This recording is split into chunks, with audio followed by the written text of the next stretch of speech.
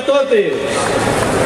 Rebau una salutació cordial en nom de la Confederació Sindical de Comissions Obreres en el País Valencià. Gràcies. Gràcies per donar suport a aquesta gran manifestació del Dia de la Classe Treballadora convocada avui a tot el món per el Moviment Sindical Internacional. Vull donar particularment les gràcies a totes i cadascuna de les organitzacions, partits polítics, col·lectius, plataformes cíviques que avui ens han volgut acompanyar. I permetiu-me que de manera molt especial i significativa ho faci a l'agrupació unificada de la Guàrdia Civil, que malgrat tenir prohibit per una instrucció interna de poder manifestar-se, han volgut estar avui així presents, com a treballadores i com a treballadors, per a reivindicar els seus drets. Moltes gràcies per acompanyar-nos, companyes i companys. És important el vostre suport i molt més en aquests temps convulsos. Els necessitem les treballadores i els treballadors i el conjunt de la ciutadania.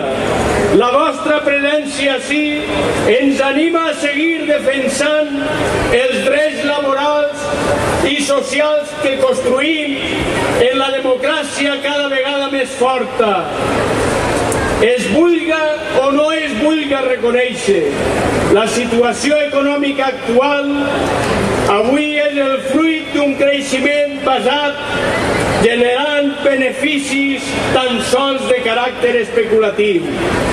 Un model sustentat en el consumisme i en l'enriquiment ràpid, sense reparar en les persones, ni en les formes de produir o de treballar, ni en les repercussions mediambientals, ni en la millora de la igualtat ni de la protecció.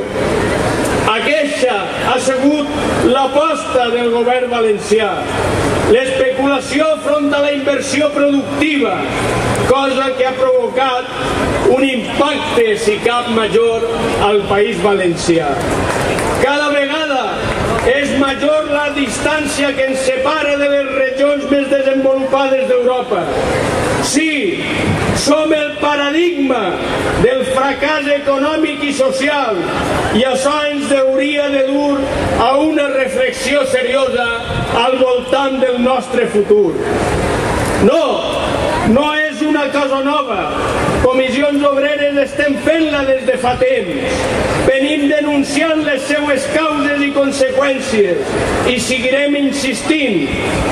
Solament falta que altres reconeguen també la gravetat de la situació socioeconòmica per a posar-nos a remar tots i totes en la mateixa direcció.